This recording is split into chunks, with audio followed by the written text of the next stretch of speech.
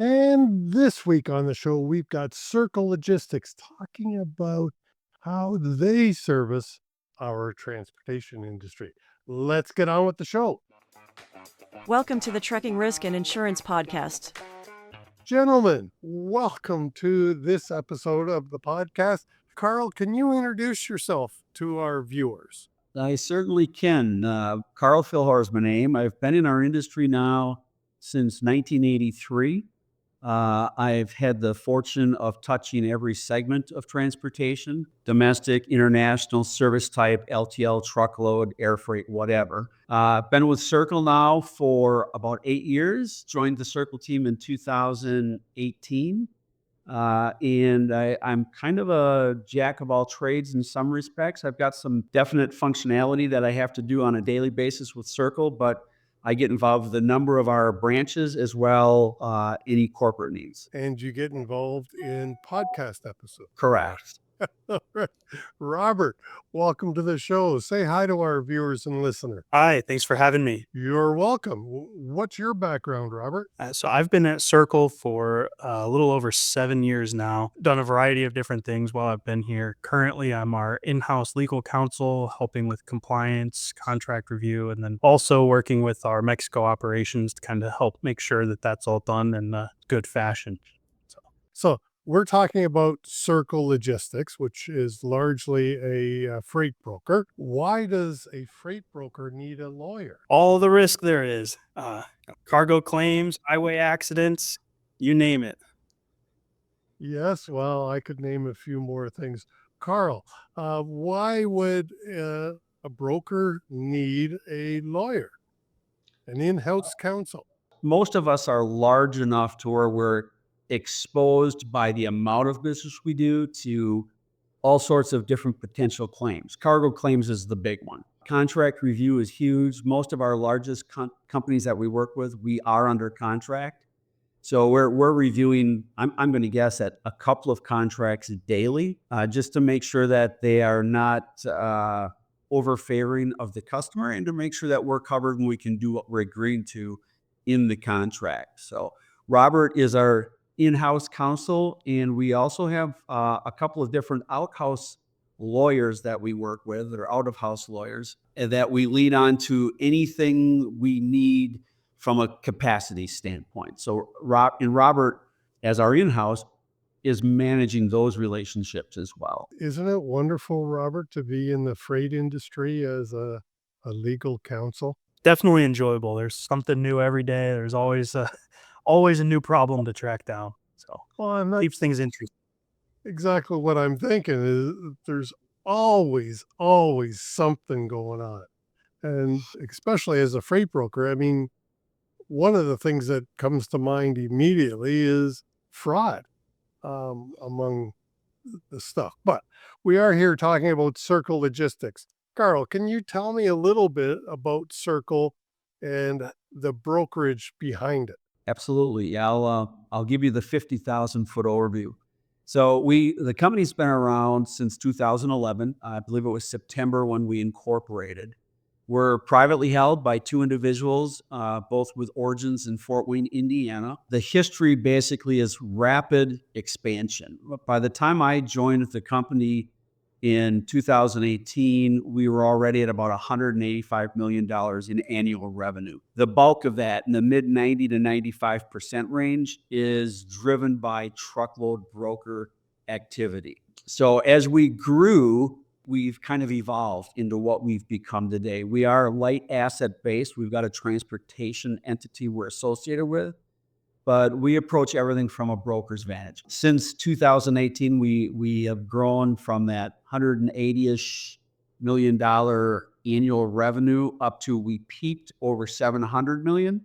And we've kind of settled in over the last couple of years at the low $500 million mark, which gives us a lot of buying power, and it gives us a lot of relationships that we try to manage with our carriers. All of our growth has been organic. We have not done any M&A work, and we've done nothing more than hire really smart, really well networked leaders that have become part of our organization. I'll see. And how does that, since Robert's here, How does that get you involved? What are some of the problems with the growth that Circle has done over the last several years? Well, one of the main things is contract review, like Carl mentioned, is just keeping up with all of the contracts. Not all of them are the short, sweet 4-pagers. Some of these are 60 pages, and it's covering every single little thing you could consider. So, uh, keeping up with the contracts has been a big part. And then, as volume increases, there's more cargo claims. So keeping up with that and making sure our insurance matches up with the commodities we're hauling and all of that. So every time we're growing, there's a new risk to mitigate. Without giving out names or anything, what is the most unusual thing you found in a contract that uh, perhaps you never signed the contract until it was changed? But what's an unusual item that you found that you didn't particularly like? Can you give us an example? Yeah, I think the most extraordinary term I've seen in a contract came up in the last year, and it was an overseas client wanted as part of the master agreement. There was a confidentiality clause specifically related to data, and they had a $750,000 penalty for the export of data, which was defined broadly enough that if you accessed the database from your personal computer at home, even as still an employee, that was worth a $750,000 fine. It was defined so broadly, it was almost anything could be a breach. So Well, and I hope all the trucking owners and managers of trucking companies just heard that, because I will bet many of us would have signed the contract without complete understanding of the contract. But hey, Carl, what are some of the service offerings? If I'm a carrier, why would I want to come to Circle Logistics? Well, we've got what I would define as key carrier partners. They're generally carriers that are 5 trucks up to maybe 50 to 80 trucks, depending on where they are and where they function. We can provide them with a sales effort that they generally can't do on their own because they're just not big enough to support well-run sales effort and a marketing effort.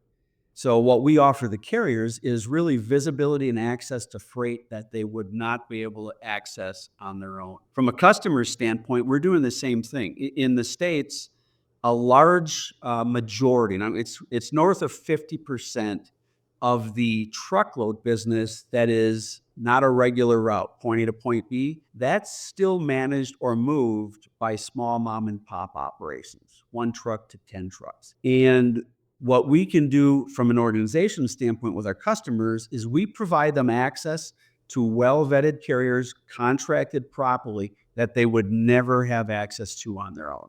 Most of the large carriers, what we're seeing today, they've got specific lanes they want to stay in. And if they veer from that lane, they're generally charging the customers a premium for that because they're getting their truck out of the normal lane assignment. We can solve that problem by offering them small operations that need us from a sales standpoint, and then the customers thus can benefit from our network of carriers. I think a lot of the times is the smaller carriers will give a lot better service because they are much more reliant on you as a customer. And so they really want to do the delivery and excel at it because they don't have another, 6 or 7 customers backing them up that could easily replace you. Mhm. So Yep, correct. what are some of the problems that you do run into in your world? Because I've never been a logistics or a broker. I've always been on the trucking side. What kind of problems would I run into as a broker? So one of the biggest challenges brokers today have is having the right SOP in place for vetting carriers they're going to work with. It's got to be something that is not just going to provide the carrier with data, information, and business, but it's going to provide safety for the carrier and the customer. So when you look at costs in the evolution of cost for a specific customer, they can't control those costs by having their own relationships with small carriers that they own and operate from. So we're a clearinghouse. We make sure things are properly contracted. We make sure the risk is really set out and understood in the right place. And again, I'm going to go back to, we give access to a carrier group that will work better and more efficiently in lanes that are not consistent lanes. I don't know if that answered your question. I think it does, yeah. And what areas do you service? So from an industry standpoint, we manage transactions in every mode. We obviously have the variety, or the bulk of the variety of type of freight we manage is going to be 53-foot van freight. But we also have multiple teams and multiple locations that concentrate on oversized, overdimensional flatbed freight, as well as just typical flatbed freight. We do a lot of work with partials in the flatbed world and in truckload. So we can build or fill the gap between LTL and truckload needs. I'm trying to remember where I was going with that. So, but at any rate, we offer every industry vertical. So van, we do bulk, whether it's bulk tanker and or bulk hopper, that type of thing. We do any specialty trailer. We actually have some of our own trailers that are catering to the automotive industry to haul like frames of cars. We give a end-to-end offering when it comes to automotive, everything from tier one plants shipping directly to an auto assembly plant to shipping cars after they come off the line as one-offs. We move a lot of vehicles in that regard, and we have a lot of tier one products going into manufacturing in respect to automotive. And we do so in every industry vertical. So each vertical, depending on what shipper you're talking about, may need van freight as well as flatbed support. And we can provide both very easily. We also do a lot of reefer work, and we handle a lot of reefer work, whether it's full freezing, 10 below temperatures on the reefer units, all the way up to just ambient temperatures for freight that can't get too hot. Right now, and you mentioned automotive, which in my mind at the moment brings up the subject of tariffs. How are tariffs, one, hitting the general freight industry, and then specifically, how are tariffs affecting Circle Logistics? Robert or Carl, who wants that one? You want me to pull that one down, Robert? Yeah, if you want to get us started. Yeah. Okay. So the tariff, privately as an individual, I'm hoping that we as a government are just using tariffs for negotiation purposes today. We're seeing a slowdown in business from many of our shipping partners. We consider our customers partners. And we're seeing somewhat of a slowdown because there's so much unknown that could hit at any given day. Now, as you already know, some of the tariffs have been pushed out 90 days with the exception of China. But there's just an upheaval in our industry of freight volume, where it's going, when it's coming in, and what are we going to do with it. That is being initiated by these tariffs. So it's causing that. At the same time, we're seeing an uptick in shipping customers or partners in sending out new RFPs, RFQs, RFIs, because they truly don't know what's going to happen. So they're trying to make sure they're ready for whatever hits us next on the tariffs. I don't think the tariffs, this is again a personal opinion, I don't think they're doing what they were intended to do by Trump.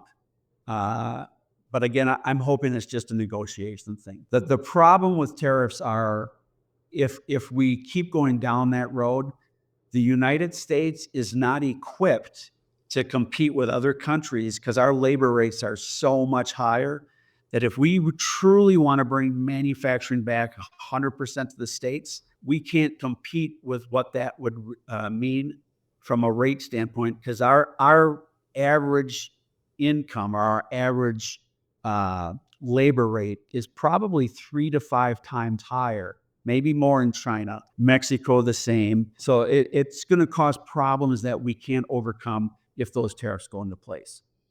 From an economic standpoint, again, I'm hoping it's just being used as kind of bait for negotiation, and if it is, that's genius. That because we're going to get some things that we need to have back from a revenue standpoint in our economy. Well, and I'd be remiss if I didn't say, hey, you're talking to a Canadian. So the tariffs haven't been pushed out for 90 days against Canada, which here in Southern Ontario, where I live, we have a large economic tie-in to automotive. And probably know auto freight or automobiles that are built in North America are literally go across the border several times typically before the end of the manufacturing process. So it is definitely an upheaval at the moment. And since Trump signed the last trade contract with Canada and Mexico, I have opinions that I won't express at the moment. Robert, how are tariffs affecting your world? Because as a lawyer, I got to believe contracts are being torn up at the moment.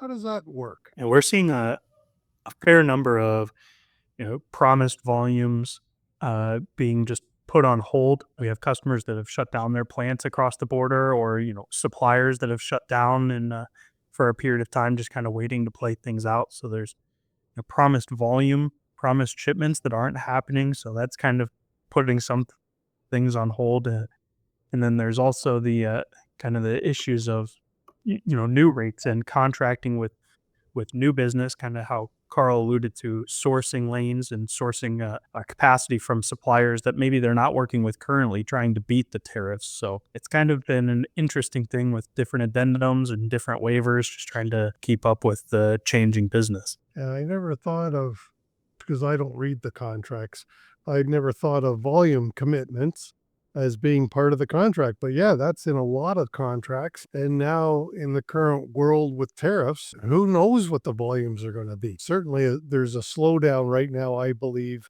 in trucking, certainly in cross-border trucking that I'm experiencing. There's a absolute slowdown. Have you seen, and totally off base and not in your wheelhouse, but have you seen more trucking companies going bankrupt in the state? Have you seen any of that happening? We've seen some consolidation in the LTL side of the business. We've seen a lot of the larger truckers that are running their own in-house 3PL to take care of their overflow. I'm actually hearing of several of them that are shutting down or really paring their brokerage operations back. They need to keep their revenue and their expenses more tied to their assets. I don't know statistically if there's an uptick from a percentage standpoint of bankruptcies right now, but there's a lot of guys that have already just kind of shut down. The small mom and pops, if they can't make money, they're in many cases better off just shutting down their operations. Yeah. Now, is Circle Logistics taking on new trucking companies as clients? Shippers or actual carriers? Carriers. If I was a carrier that's struggling and I need freight, is Circle Logistics looking for trucks? We're always looking for trucks. We've got what we call a three-tiered program. First tier is use our assets. The second tier is very similar to using our assets. We work with several hundred small mom and pops where they rely on us for the bulk of their business. They're our core carriers. We're willing to work with any carrier, even the larger carriers, based on lanes. So we're always adding carriers. It's getting tougher and tougher for new carriers to get properly through the vetting program. We won't work with a carrier that's only been in business for a month or 2 or 3 months. So as new young startups get their authority, they're not necessarily going to get freight from a broker of our size or larger, just because part of the vetting is to work with carriers we already know and trust. So we are seeing that kind of movement. There's still a lot of small mom and pops entering the marketplace. There's a lot of DOT licenses hanging out there, and there's a lot of active MC licenses. I mean, we all have to live. So if my entity was to go bankrupt, I'm going to find some way to make a living. That's the way it is. And so there's always an ebb and flow, I think, in every business, but certainly in trucking. My dad owned a trucking company, and it's not around anymore. Not that it went bankrupt. It got purchased, which is also happening a lot right at the moment, mergers and acquisitions. So what else do we need to know about Circle Logistics, Carl? Well, we're pretty agile, and we can make adjustments on the fly better than most. We've got enough of a sizable staff to give whatever support is needed. And believe it or not, we haven't shrunk in size since we peaked at that 700 million revenue mark. We've settled in at the low to mid fives, but we're seeing our transaction counts coming back to where they were in 2018 and 19. So those are coming back. Revenue is down based on lower fuel surcharges and more capacity available out there. But we offer, the one thing that I can tell any customer is we offer access to properly vetted capacity that they need. From a carrier standpoint, we offer access to freight from larger shippers that they can't access on their own. So we're truly sized right. We're not too big. We're not too small to give asset value to either side, whether it's a carrier or whether it's a shipping customer. So I think that is likely a really good spot to wrap it up. Unless, Robert, do you have something that you want to throw in there? A new carrier, obviously there's contracts involved. Robert probably wrote. Yeah.